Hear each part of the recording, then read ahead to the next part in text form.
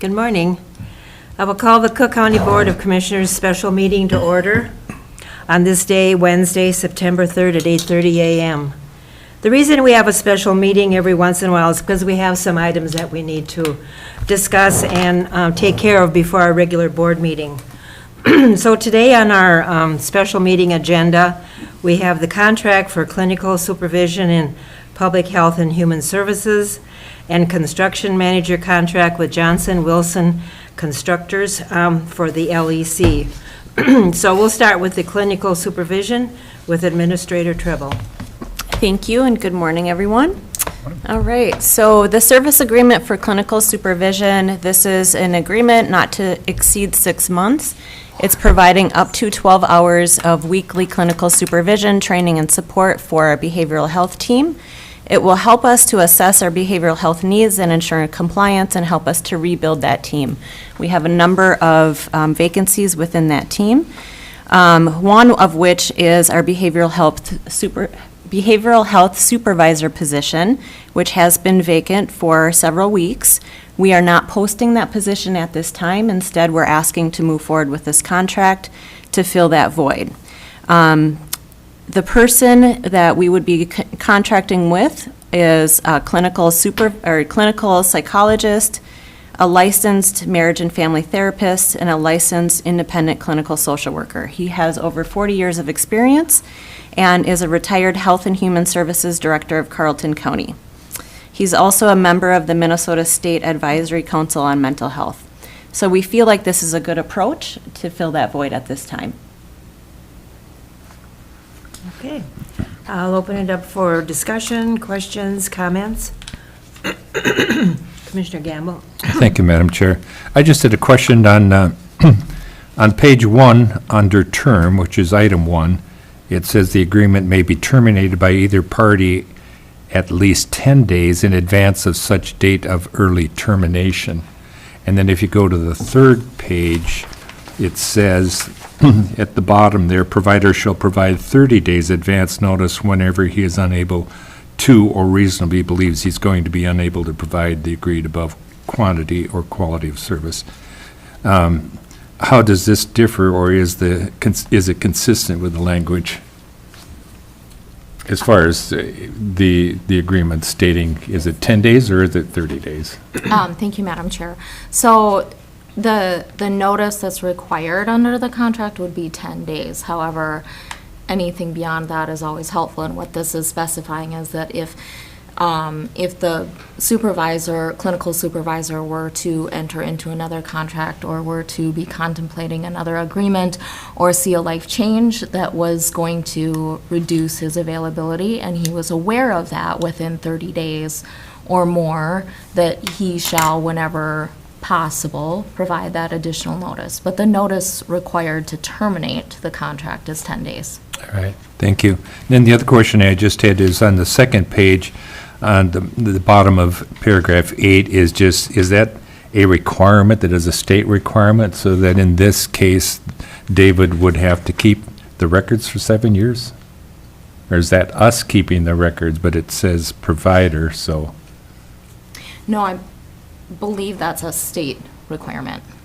And so that would be something that he David needs to would have to retain keep for those 7 records years. for Correct. 7 years then? Correct. Okay, all right, thank you. Yep. Any other questions or comments? If not, I'll hear a motion.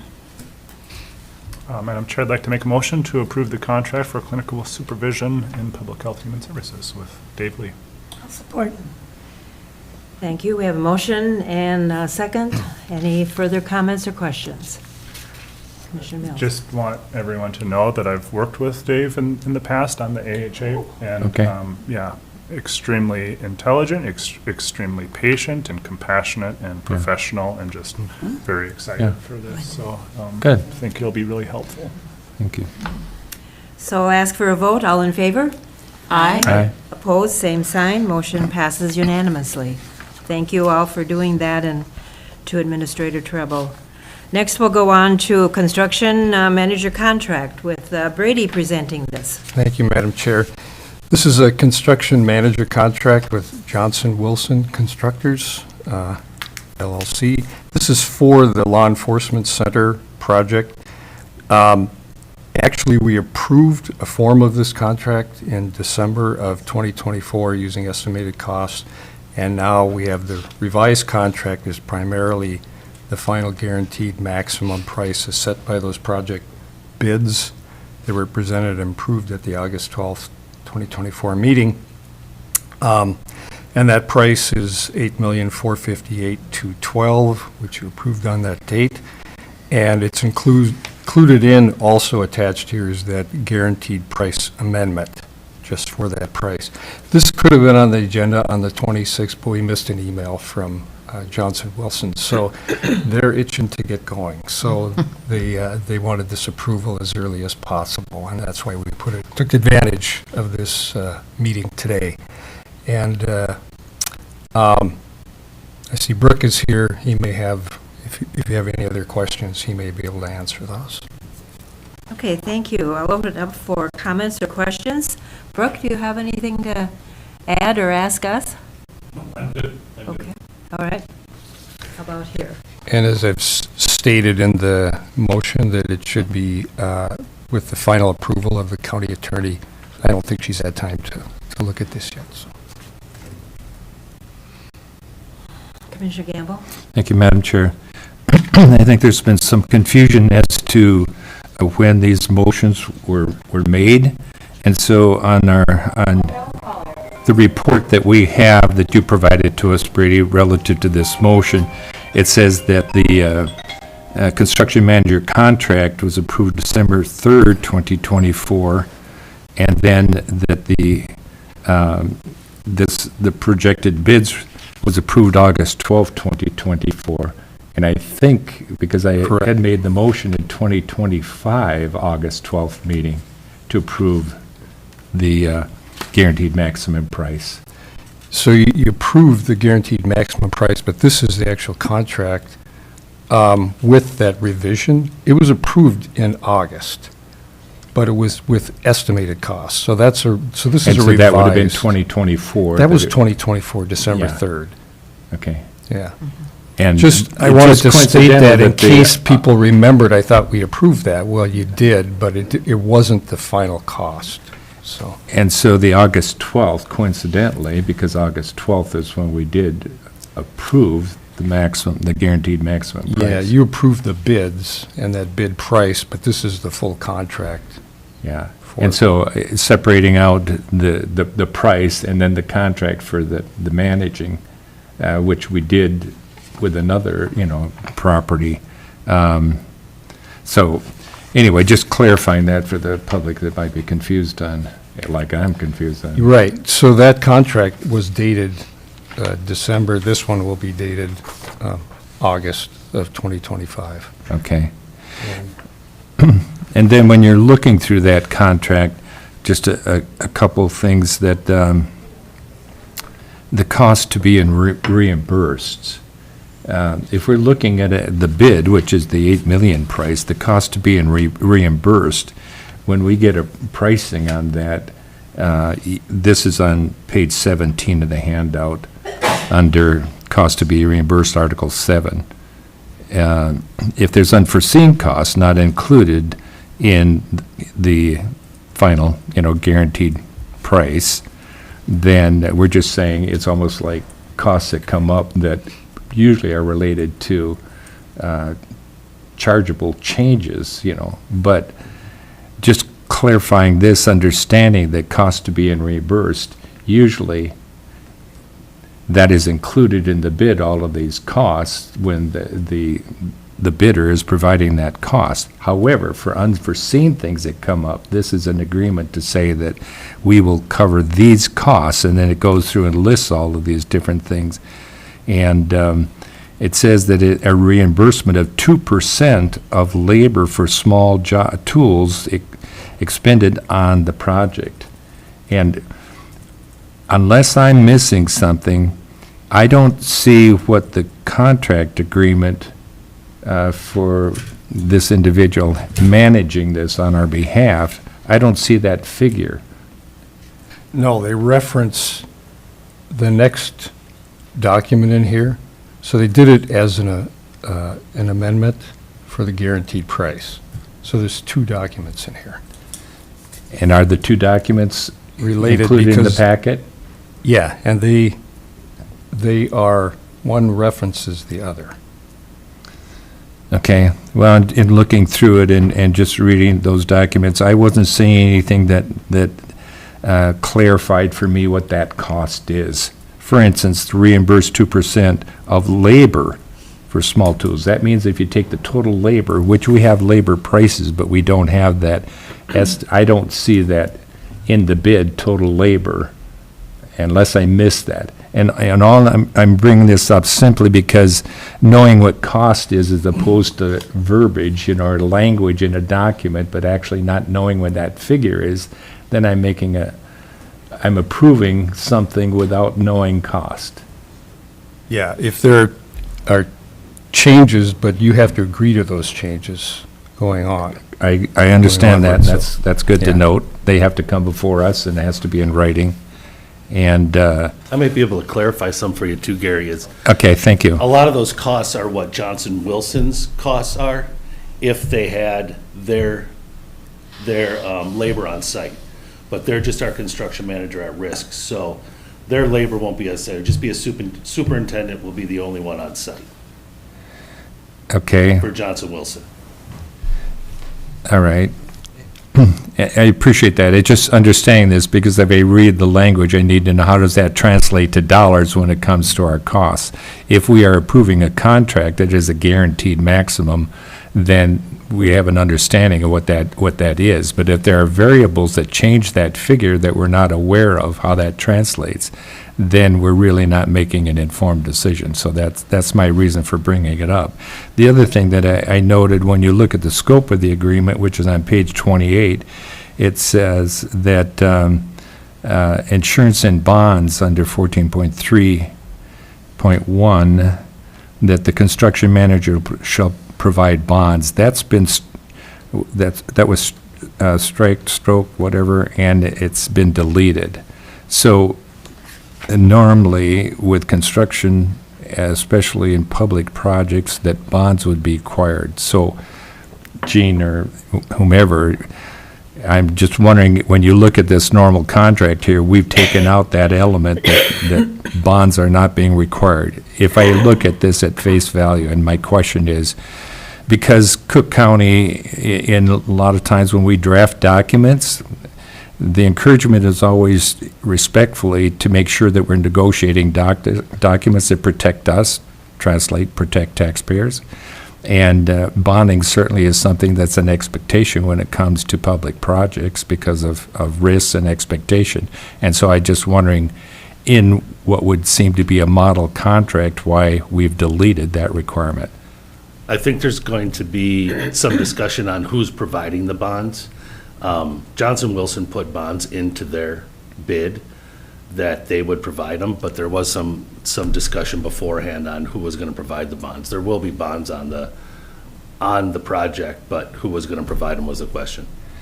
Okay, so we're agreeing to documents now that are drafted that give us language to ensure, those elements that we think are protecting us, taxpayer dollars and things.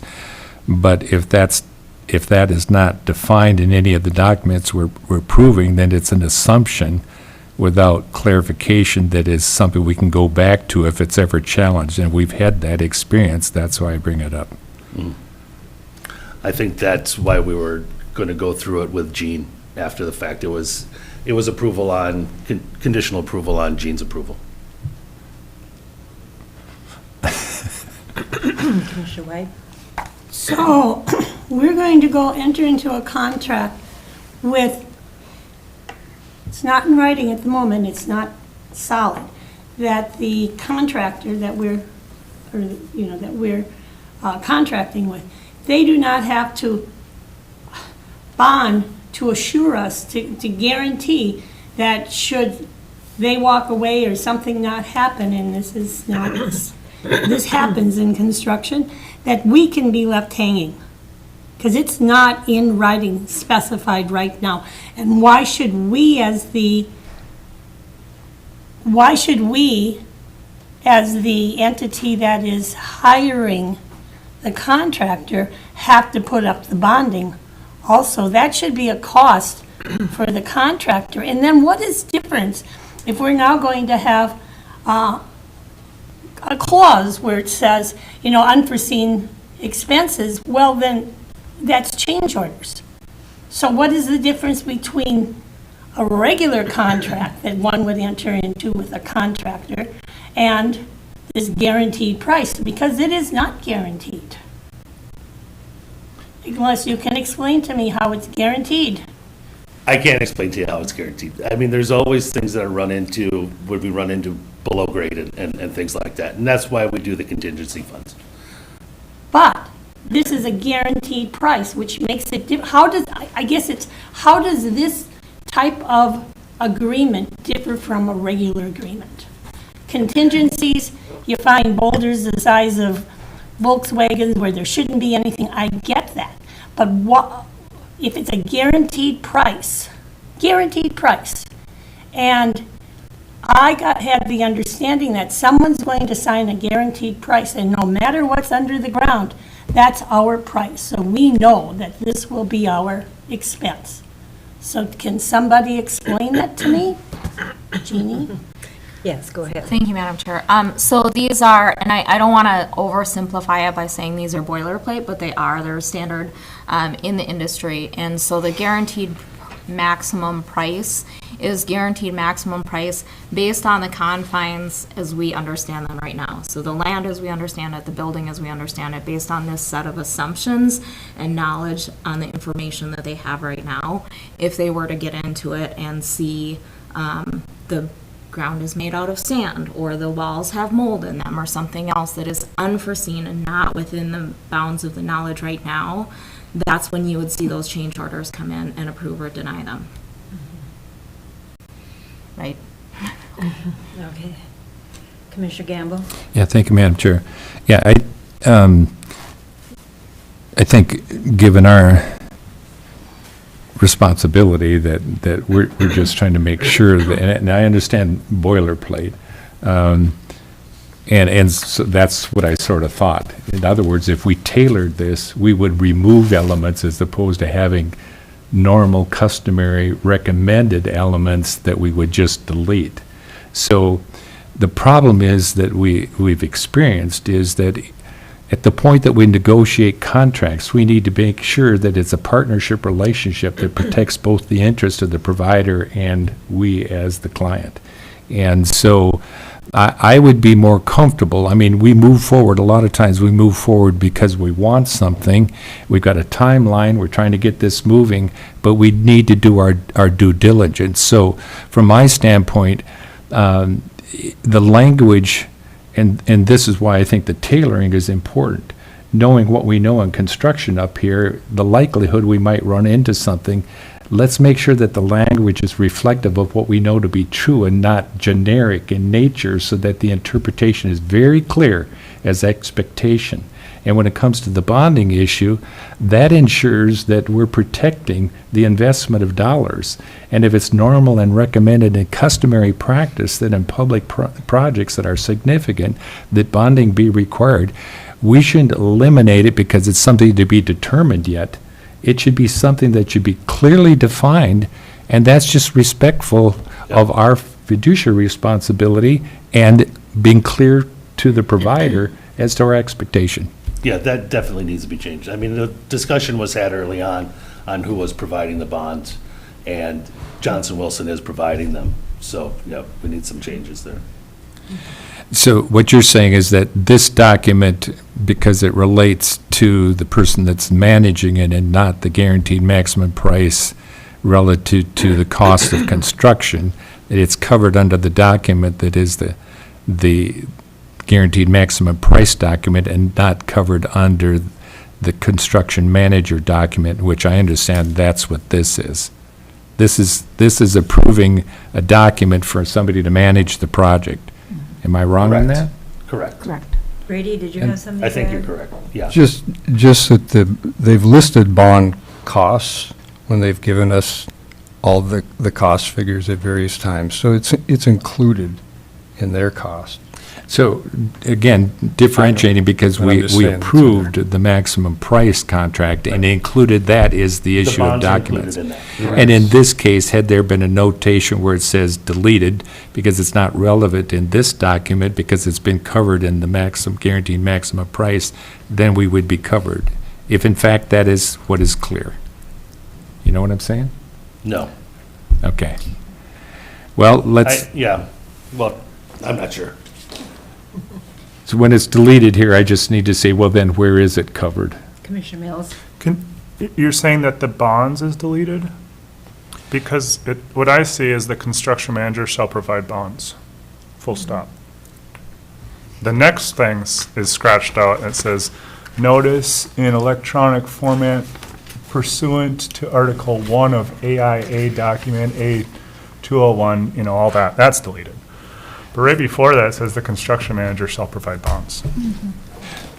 But when you go down to scope of agreement, Okay? then That's just Exhibit that's, B is it deleted. says deleted insurance and bonds. That's Scope- just an exhibit. That's not that. Well, the question, that raised in my reading of the document basically is to make sure that the bonds exist in there. Okay. And in this discussion, it's the response, Brooke has said, well, we've talked about that to determine who's going to do that. And it left, to me, it gave the impression that it's still up in the air. It's a subject we talked about, but we don't know who's going to be responsible for that. So I just want to clarify, and Yeah. I think the construction manager is providing the bonds based on this document. Administrator Trevor? So I wonder if we had placed this agenda item on the agenda pending Jean's, the county attorney's, review of the contract. So I'm curious, based on the discussion, if Jean believes that we need to make any changes based on the discussion around the bonds, or if we can move forward as is at this point. I have a little discomfort in answering that without having reviewed it and without having had a conversation with Brooke about this. But I do know, I guess I just would like to have a conversation with Facilities Director Lassard. So then my question is, if we put this on the agenda for next Tuesday and provide our county attorney time to review and have that discussion, how does that impact the project at this time? It doesn't impact it at all. We're still waiting on the building permit. We approved and signed the document for the maximum price, so they are going to mobilize and start removing some trees and just prepping the site on what they can do. But it won't impact the project at all because we are still waiting for the first approval of the building permit, and then architects and state will go back and forth, hopefully not too long before we get final issue of the building permit. We currently only have the plumbing permit. So I think that sounds like a better plan, to Yeah, table this until Attorney Peterson can mobilize herself in time-wise and be ready for next Tuesday. Thank you, Madam Chair. Commissioner White? And it's business. Things that, we should not be assuming anything or going back and saying, well, didn't we? No, numbers are numbers and they should be stated. And that's for being fiscally responsible, it's for our taxpayers. It's a protection for everybody because they get to some point and we'll say, well, we thought you were going to do that. And they'll say, well, we thought you were doing that. And now we have conflict that's unnecessary. which we've had, unfortunately, Yes. in other projects, So so. maybe we've learned from the past and we need to have it accurate. Yeah. We don't sign anything until it's, I mean, there are no questions in it. Commissioner Gamble? Yeah, thank you, Madam Chair. And just to underscore that I appreciate the conversation, and it's respectful, intended. And certainly, it's not accusatory by any nature. It's just a matter of crossing the Ts and dotting the Is, and I appreciate the discussion. Thank you. Commissioner Mills? So on that, are we, what I'm hearing is Commissioner Gamble would like more information on the bonds specifically, and from Commissioner White, it sounds like some dollar amounts, or what, the guaranteed? The bonding, what percentage will be bonded? Put that number down. And it will be bonded by, not us. It's just clarification. That's all. Yeah. I mean, it's got the bonding amount, what our cost is for the bond that they're providing, but I don't see an actual, you know.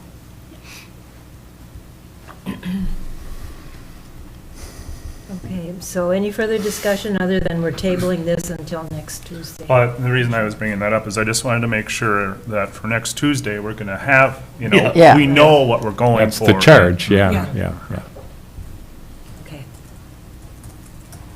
Okay. Well, Madam Chair, I'd like to make a motion to table the contract until our Tuesday meeting. Support.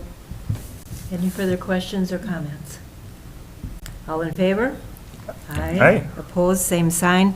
Motion passes unanimously to table this until next Tuesday. There being no other business, we are adjourned. Well, that was under half an hour.